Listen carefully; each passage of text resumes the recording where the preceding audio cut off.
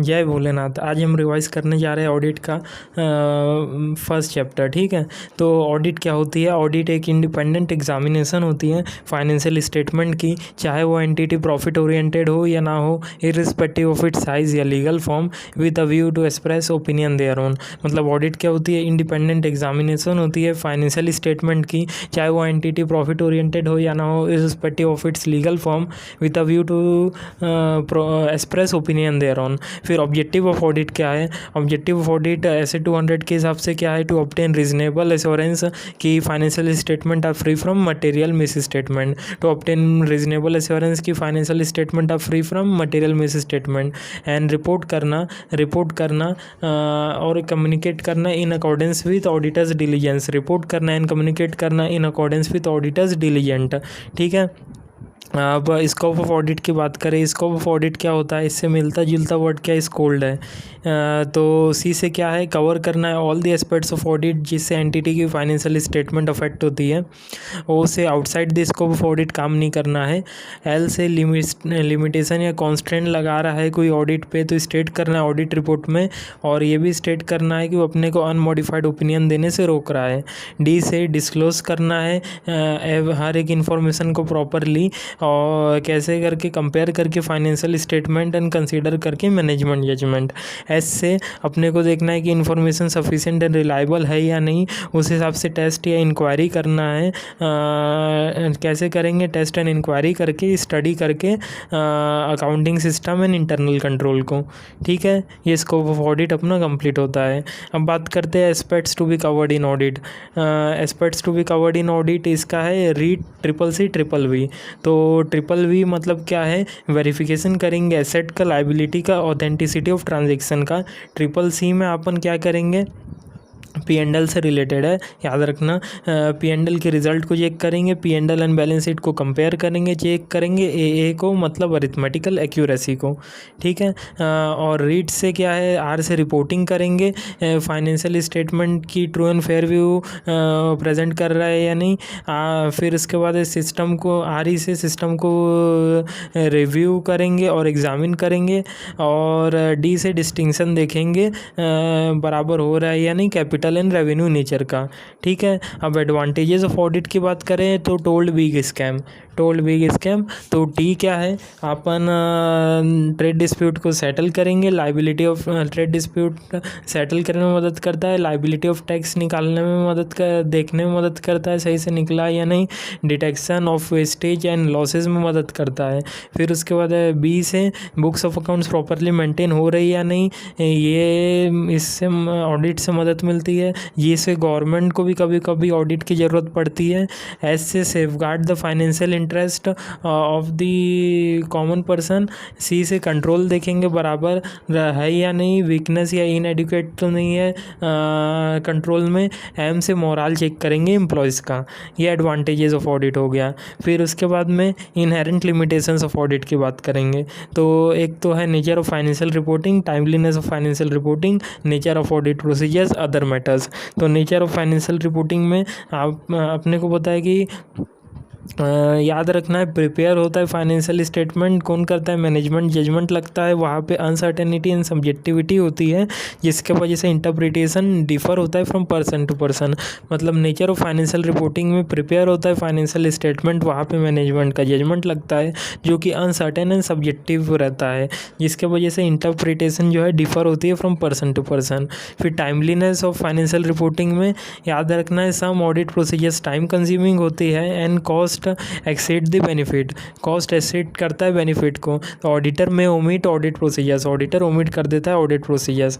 पर याद रखना है कि ये वैलिड कारण नहीं है, वैलिड रीज़न वैलिड नहीं है जहाँ पे अल्टरनेटिव अवेलेबल नहीं है। ठीक है, ये टाइमलीनेस हो गया। अब नेचर ऑफ ऑडिट प्रोसीजर्स अपने को होता है लीगल एंड प्रैक्टिकल लिमिटेशंस है जिससे S&A एविडेंस नहीं मिल पाते हैं, इसके 3 कारण हैं। एक तो मैंने complete information is not provided by management, fraud sophisticated and बराबर प्लान्ड ऑर्गेनाइज्ड मैनर में होता है, और ऑडिट जो है एक ऑफिशियल इन्वेस्टिगेशन नहीं है, इसलिए अपने को कोई लीगल पावर नहीं दी गई है। ये भी इनहेरेंट लिमिटेशन है।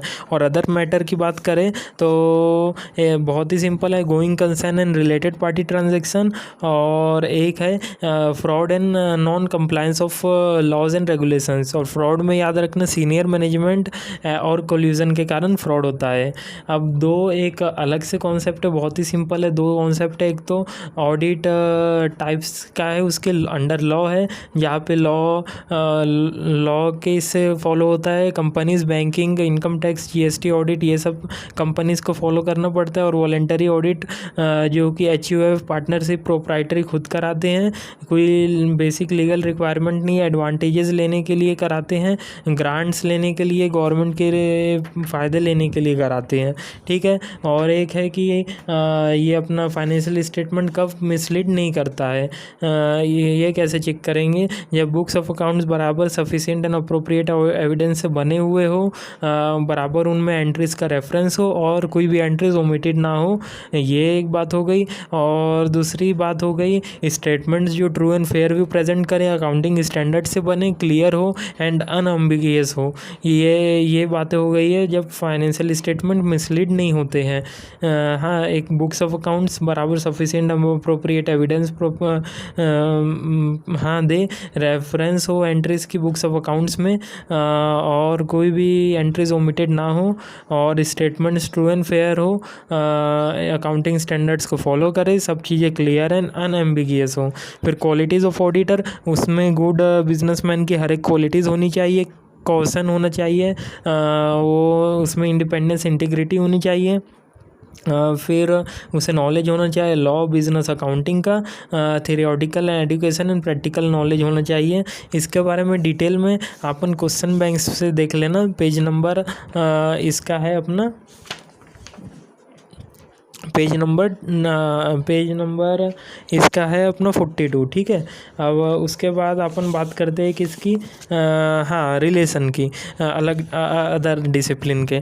ऑडिटिंग एंड अकाउंटिंग का क्या रिलेशन है, क्लोज रिलेशन है। गैप की नॉलेज होने को होना अपने को, अकाउंटिंग नॉलेज के, अकाउंटिंग लैंग्वेज के नॉलेज होने को होना। लॉ के साथ भी क्लोज रिलेशन है, इधर business law and taxation law के बारे में नॉलेज होने को होना, और एग्जामिन होना ट्रांजैक्शंस की। इकोनॉमिक्स के साथ, माइक्रो इकोनॉमिक्स के साथ ज़्यादा रिलेशन है rather than micro economics. Economic environment, economic activity और के बारे में अच्छे से नॉलेज होना, और लॉट ऑफ सिमिलर ग्राउंड है। फिर बिहेवियर साइंस में अपने को ये क्या है, कुछ नहीं है, नॉलेज है ह्यूमन बिहेवियर का। इधर ह्यूमन बींग्स के साथ डील करते हैं, डिज़ाइन करते हैं इंटरनल कंट्रोल सिस्टम उनके साथ में, और इंटरेक्ट करते हैं with lot of people. Mathematics and statistic में अपन स्टैटिस्टिकल सैम्पलिंग पे फोकस रहता है, मतलब स्टैटिस्टिक और मैथ्स पे फोकस रहता है। इधर टेस्ट चेक प्रोसीजर अप्लाई करते हैं। डाटा प्रोसेसिंग की बात करें तो कंप्यूटराइज्ड इंफॉर्मेशन सिस्टम है, डाटा प्रोसेसिंग होती है इंफॉर्मेशन की एक्यूरेसी के साथ में। फाइनेंशियल मैनेजमेंट की बात करें तो फाइनेंशियल मैनेजमेंट के साथ भी क्लोज रिलेशन है, फाइनेंशियल टेक्निक लगती है, इंस्टीट्यूशन एंड गवर्नमेंट एक्टिविटीज़ को बहुत ज़रूरत है इनकी। प्रोडक्शन की बात करें तो टर्मिनोलॉजी ऑफ प्रोडक्शन यूज़ होता है, अलग अलग है, प्रोडक्शन प्रोसेस, प्रोडक्शन फंक्शन, इनके बारे में ध्यान देने लायक है, और कॉस्ट सिस्टम इन ऑपरेशन, इसके बारे में ध्यान देने लायक है। अब बात करते हैं आईफैक का बच्चा है कौन, आईएएसबी। आईएएसबी का ऑब्जेक्टिव क्या है कि पब्लिक को कॉन्फिडेंस में लाना है, हाई क्वालिटी स्टैंडर्ड्स बना के अक्रॉस द वर्ल्ड। और कैसे करेंगे अक्रॉस द वर्ल्ड, अपने को क्वालिटी एंड यूनिफॉर्मिटी लाना है प्रैक्टिस में, और कन्वर्जन करना है नेशनल एंड इंटरनेशनल स्टैंडर्ड्स का, ठीक है। इससे ये ऑब्जेक्टिव है। इसे अचीव कैसे करेंगे, इसे अचीव करने के लिए high quality standards and guidance notes लाएंगे फाइनेंशियल स्टेटमेंट ऑडिट के लिए, अश्योरेंस सर्विसेज के लिए, ठीक है। फिर उसके बाद में अदर रिलेटेड सर्विसेज के लिए पब्लिश करने के लिए, other pronouncements and quality control के लिए, ठीक है। फिर कुछ एक इन्फॉर्मेशन ऐसी जनरल टर्म्स है, इसके बारे में ध्यान रखना कि QC मतलब क्वालिटी कंट्रोल, ऐसे audit of historical financial statement, SRE review of historical financial statement, SAE मतलब अश्योरेंस एंगेजमेंट, SRS RS मतलब क्या, रिलेटेड सर्विसेज एंगेजमेंट, ये सब याद रखना, ठीक है। उसके बाद अपन बात करते हैं किसकी, हाँ, एलिमेंट्स ऑफ क्वालिटी कंट्रोल की। तो अपने को याद रखना है कि लीडर जो है देखेगा कि हर एक चीज़ इथिकल रिक्वायरमेंट के साथ ही एक्सेप्ट हो रही है, और दूसरी बात देखेगा कि हाँ देखेगा कि कि जो मॉनिटर करेगा वो ह्यूमन एंगेजमेंट्स को, मतलब लीडरशिप रिस्पॉन्सिबिलिटी और for firm ethical requirements, acceptance and continuance of relationship, ये हाँ monitoring human resources engagement performance, ठीक है। तो इथिकल रिक्वायरमेंट्स में अभी मैं इसका डिटेल में पेज नंबर 30 में है क्वेश्चन बैंक के, पर बायोपिक है इसका, बी से बिहेवियर, हर जो कि हर एक सीए में होता है, बिहेवियर उसका प्रोफेशनल होना, आई से इंटीग्रिटी होना, ओ से ऑब्जेक्टिविटी होना, पी से professional competence and due care होना, सी से कॉन्फिडेंशियलिटी होना, ये सब जो है इथिकल रिक्वायरमेंट है इसका डिटेल में पेज 30, ठीक है। फिर उसके बाद में बात करते हैं लीडरशिप। लीडरशिप में याद रखना है ऑडिटर जो है इंडिपेंडेंट होना चाहिए, उसका independent of mind, independent in appearance. Independent of mind मतलब ऐसे स्टेट ऑफ माइंड होना चाहिए जो जिससे वो इन्फ्लुएंस ना हो, उसे प्रोफेशनल इन्फ्लुएंस ना हो, उसकी professional scepticism, objectivity and integrity बराबर मेंटेन हो सके। मतलब ऐसा स्टेट ऑफ माइंड है जिससे वो इन्फ्लुएंस ना हो, उसकी प्रोफेशनल स्केप्टिज्म, ऑब्जेक्टिविटी, इंटीग्रिटी बराबर मेंटेन हो सके। और इंडिपेंडेंस इन अपीयरेंस में वो दिखना भी चाहिए इंडिपेंडेंस, मतलब उसे अवॉइड करना पड़ेगा ऐसे फैक्ट्स एंड सर्कमस्टेंसेज जिससे थर्ड पार्टी कंक्लूड करे कि उसका professional scepticism, objectivity, integrity compromise हो रही है। विद थ्रेट्स टू इंडिपेंडेंस, इसमें बेसिकली सेल्फ इंटरेस्ट थ्रेट है, जहाँ पे फाइनेंशियल इंटरेस्ट बेस है ऑडिटर का, जो कि उसको ऑडिट क्लाइंट दे रहा है। इसके एग्जांपल्स हैं लोन के कारण हो रहा है, फीस के कारण, शेयर के कारण, और close business relationship and potential employment के कारण, ठीक है। सेल्फ रिव्यू थ्रेट, जब रिव्यू कर रहे हैं अपने ही जजमेंट, अपने ही प्रीवियस ऑडिट या नॉन ऑडिट एंगेजमेंट जो कि पहले किए थे, ठीक है। फिर इधर मतलब, और इधर जो अपने मेंबर थे of audit team was previously director, senior employ of client, ठीक है। एडवोकेसी थ्रेट, जब ऑडिटर प्रमोट कर रहे हैं क्लाइंट का ओपिनियन, हाँ, और पीपल बिलीव कर रहे हैं कि इसकी ऑब्जेक्टिविटी तो पक्का कॉम्प्रोमाइज़ हो चुकी है, ये एडवोकेसी थ्रेट है। एडवोकेसी थ्रेट में ऑडिटर जो है लिटिगेशन, थर्ड पार्टी डिस्प्यूट, ये सब में पार्ट ले रहा है क्लाइंट के। फेमिलियरिटी थ्रेट, ऑडिटर जो है क्लाइंट के साथ बहुत ही रिलेशन हो गया है, टू सिंपैथेटिक हो गया है क्लाइंट के इंटरेस्ट के साथ में। ये जनरली इसके एग्जांपल है क्लोज रिलेटिव है, अपना फॉर्मर पार्टनर था, वही अपना क्लाइंट ही फॉर्मर पार्टनर है, लॉन्ग एसोसिएशन हो था, और या क्लाइंट जो है बहुत ही गिफ्ट दे रहा है अपने को, हॉस्पिटैलिटी दे रहा है। इंटिमिडेशन थ्रेट, ऑडिटर जो है डेटर हो रहा है from acting in with professional scepticism, auditor को डेटर कर रहे हैं मतलब थ्रेट कर रहे हैं उसे एक्ट करने में प्रोफेशनल स्केप्टिज्म, ऑब्जेक्टिविटी, इंटीग्रिटी के साथ में। इसके एग्जांपल है रिप्लेसमेंट करने का धमकी दे रहे हैं, या फिर रिड्यूस करने का उसकी फीस। सेफगार्ड टू ऑडिट, अपने को पता है सेफगार्ड ऑफ ऑडिट में कि फंडामेंटल प्रिंसिपल्स इधर मानने पड़ेंगे सेफगार्ड के वक्त भी, वही है प्रोफेशनल स्केप्टिज्म, ऑब्जेक्टिविटी, इंटीग्रिटी, और दूसरी बात है कि अपीयर करना पड़ेगा इंडिपेंडेंट, ये भी safeguard to independence of audit में ही है। और तीसरी बात, थ्रेट अगर एग्जिस्ट कर रहा है, पहले ही देख लो before taking the word, threat exist कर रहा है, हाँ, अगर कर रहा है तो ऑडिट मत लो, या फिर सेफगार्ड लगाओ। सेफगार्ड अगर इम्प्लीमेंट हो रहे हैं तो एडिक्वेट एंड रिलायबल हो रहे हैं तो करो, वरना मत एक्सेप्ट करो, ठीक है। अब इसके बारे में डिटेल में पेज 38 में देख लेना क्वेश्चन बैंक के, ठीक है। अब उसके बाद अपन किसके बारे में ध्यान देते हैं, लीडरशिप में और क्या बातें हैं। लीडरशिप में अपने को पता है एंगेजमेंट पार्टनर होता है। एंगेजमेंट पार्टनर ऐसा पार्टनर या अदर पर्सन जो रिस्पॉन्सिबल होता है ऑडिट एंगेजमेंट के लिए, परफॉर्मेंस के लिए और रिपोर्ट देने के लिए, ठीक है। और इसे अपॉइंट करते हैं या उसके पास अथॉरिटी अपॉइंट कौन करता है, प्रोफेशनल बॉडी या कोई भी लीगल या रेगुलेटरी अथॉरिटी।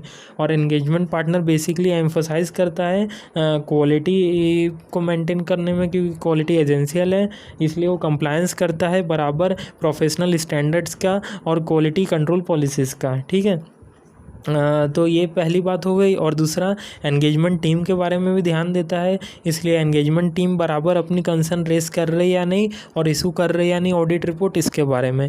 तो एंगेजमेंट पार्टनर एम्फोसाइज करता है कि इसमें क्वालिटी बराबर मेंटेन हो रही है या नहीं, कंप्लाई करके प्रोफेशनल स्टैंडर्ड्स क्वालिटी कंट्रोल, और एंगेजमेंट टीम रेस कर रही है या नहीं कंसर्न विदाउट फियर, और इशू कर रही है या नहीं ऑडिट रिपोर्ट अप्रोप्रिएट सर्कमस्टेंसेज में। ठीक है, अब उसके बारे में अपन का लीडरशिप हो गया, इथिकल हो गया। एक्सेप्टेंस की बात करें, एक्सेप्टेंस में कोई भी ऑडिट एक्सेप्ट करने से पहले अपने को कुछ इन्फॉर्मेशन का ध्यान देना है, इंटीग्रिटी एंड सिग्निफिकेंट मैटर, और एंगेजमेंट टीम का कॉम्पिटेंट एंड कंप्लायंस। तो इंटीग्रिटी, ओनर, मैनेजमेंट, TCWG बराबर अपना है या नहीं, इंटीग्रिटी है या नहीं उनमें, सिग्निफिकेंट मैटर में करेंट पीरियड के एंगेजमेंट के और प्रीवियस के एंगेजमेंट के क्या है significant matter, engagement team competent है, कैपेबिलिटी है या नहीं उनमें, और कंप्लाई कर रहे या नहीं इथिकल स्टैंडर्ड्स को, ये ध्यान देना है। ठीक है, उसके बाद अपन बात करते हैं, ये हो गया। अब मॉनिटरिंग की बात करेंगे। मॉनिटरिंग में अपन देखेंगे कि हाँ, हर एक इस्टेब्लिश हो रहा है या नहीं पॉलिसी एंड प्रोसीजर, जिससे कंप्लायंस हो रहा है प्रोफेशनल स्टैंडर्ड्स, लीगल रेगुलेटरीज का, और रिपोर्ट इशू कर रहे हैं अप्रोप्रिएट सर्कमस्टेंसेज में। मतलब एंगेजमेंट पर, हाँ, मतलब क्या है ये एंगेजमेंट मॉनिटरिंग की बात करेंगे। मॉनिटरिंग में बेसिकली ये पहले वाला क्या था, एंगेजमेंट परफॉर्मेंस का था। एंगेजमेंट परफॉर्मेंस में क्या है, कंप्लायंस हो रहा है या नहीं बराबर प्रोफेशनल स्टैंडर्ड्स का, लीगल रेगुलेटरी रिक्वायरमेंट्स का एंड रिपोर्ट्स का, और एंगेजमेंट पार्टनर रिस्पॉन्सिबल है परफॉर्मेंस देखने के लिए ना। परफॉर्मेंस देख रहा है तो उसे direction, review and consultation, engagement quality control, difference of opinion, ये सब क्या है, एंगेजमेंट परफॉर्मेंस के लिए रिस्पॉन्सिबल है engagement partner. Engagement partner direction, review, consultation, engagement quality control के वक्त डिफरेंस ऑफ ओपिनियन दे रहा है। फिर मॉनिटरिंग में अपने को ध्यान देना है कि इस्टेब्लिश करना है ऐसे पॉलिसीज एंड प्रोसीजर्स कि प्रोफेशनल, वही सेम टू सेम जो अपन ने उसमें देखे थे लीडरशिप में, वही है कि professional standards and quality control system बराबर हो रहा है या नहीं मेंटेन। और दूसरी बात इधर अलग है कि रिपोर्ट अप्रोप्रिएट है या नहीं, और नेसेसरी मॉडिफिकेशंस जहाँ पे ज़रूरत है वहाँ पे कर देना है। और मॉनिटरिंग में एक सिंपल सी बात है, अगर मिडल में ले रहे हो डेथ ऑफ पार्टनर या रिमूवल ऑफ पार्टनर के कारण कोई भी ऑडिट एंगेजमेंट, तो अपन रिलाई कर सकते हैं पास्ट परफॉर्मेंस पे, पर रिस्पॉन्सिबल अपन ही रहेंगे।